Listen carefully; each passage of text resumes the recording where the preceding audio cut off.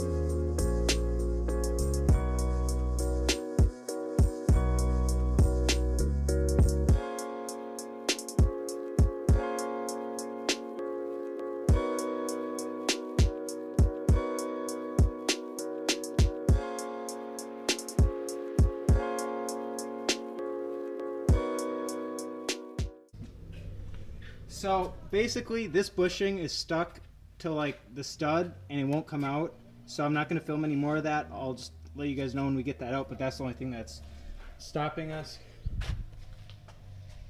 And my neighbors must really hate me because we have a lot of loud cars. So the whole rear subframe and just, I don't know, the whole rear end I was able to get out.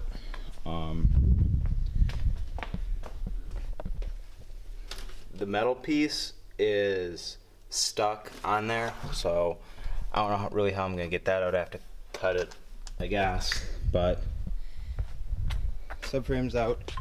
It's really not too bad, aside from someone decided to put an exhaust hanger on there, so that's a little crusty. I'm gonna wire wheel all this off, but first I think I'm gonna take all the arms off. And when I tried putting my welded diff in last fall, one of these bolts wouldn't come out, so now that it's out I can get more leverage, because I knew that I was going to be redoing this all. And just look at all these new arms that I just got last fall. Didn't even really drive my car during the winter, but that's eBay for you, I guess. I don't know what that's for.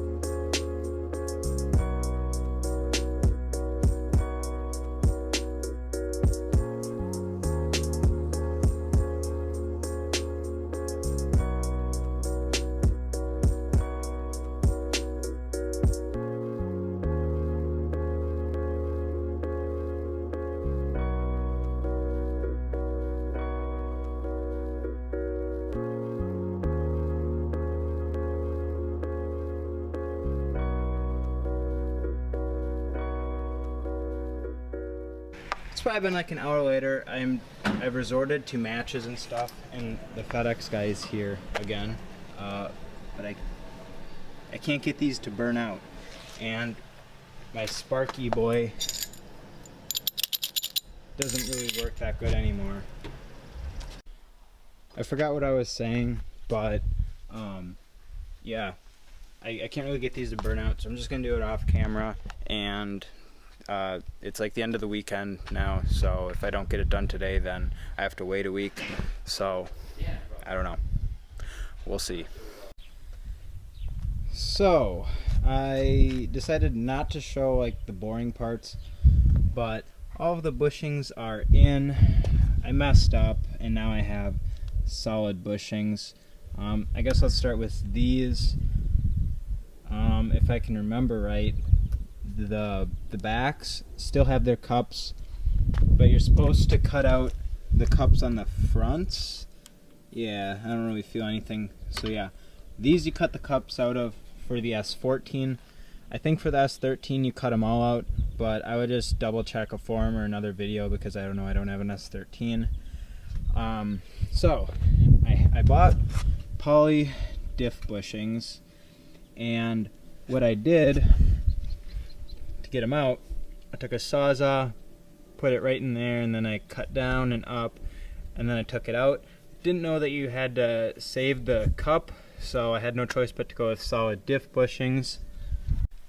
And because I'm using an S13 diff, these are solid as well, so I'm going to have full solid diff bushings, which I guess isn't as bad as having like solid subframe bushings, because at least I'll have the poly subframe bushings to dampen the vibration. And I feel like solid diff bushings, like a lot of people complain about it, but I think that it's one of those things where like just not having a flex pipe in your exhaust will cause more vibration, so I don't think it's going to be a big deal.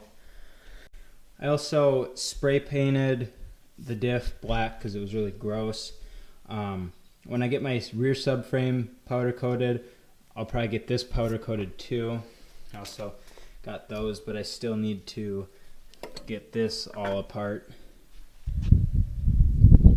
I wire wheeled off any spot where there was like rust bubbling. There wasn't too much. I mean, it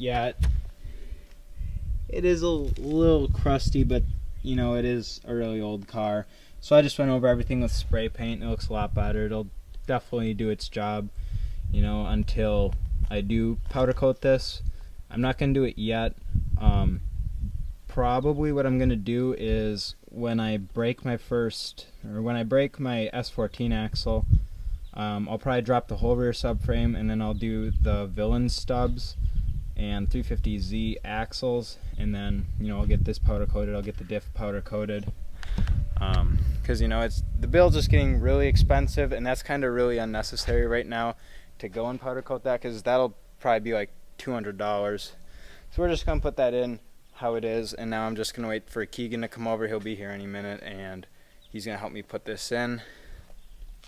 One of the worst things about having a project car is taking it apart and then weeks or months later having to figure out and remember where all of your nuts and bolts went.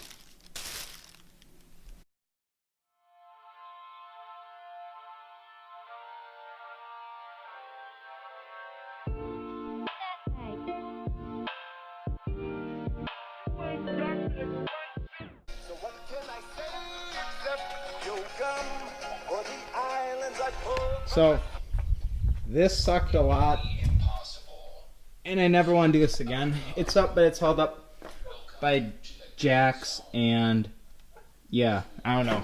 I'm really hungry, so we're probably gonna go to A&W because it's for. I shrunk the cum dummies. You made my pussy cummy.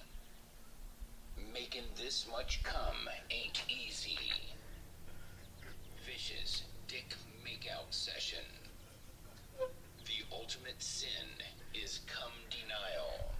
It's free root beer float day at A&W, so we're gonna go get that and then come back and hopefully finish this. I actually forgot how this even all goes together, so I don't know. Wish me luck.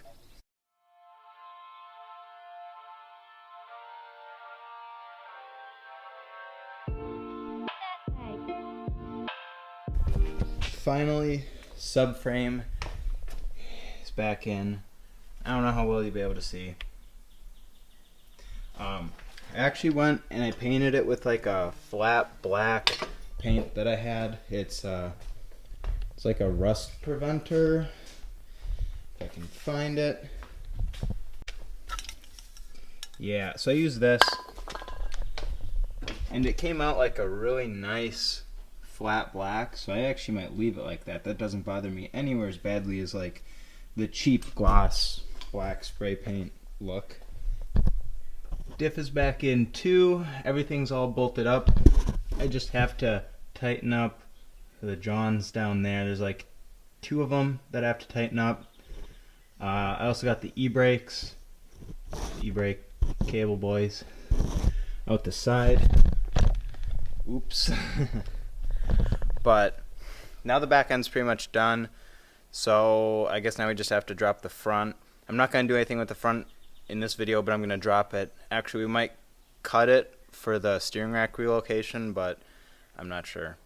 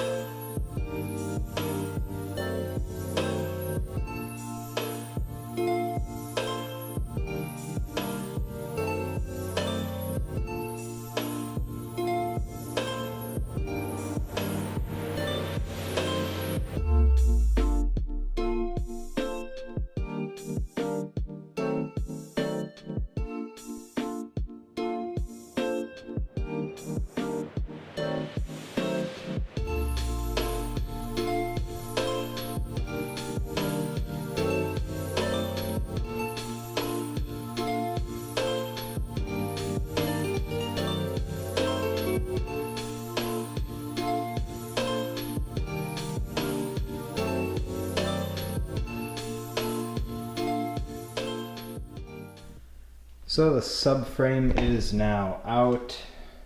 Now really it just comes down to me getting the battery tray out, and then like I gotta pull these out, gotta get the clips out, and then I just gotta put the time in to scuff it up, primer it. I already have the acid etch primer or self-etching primer.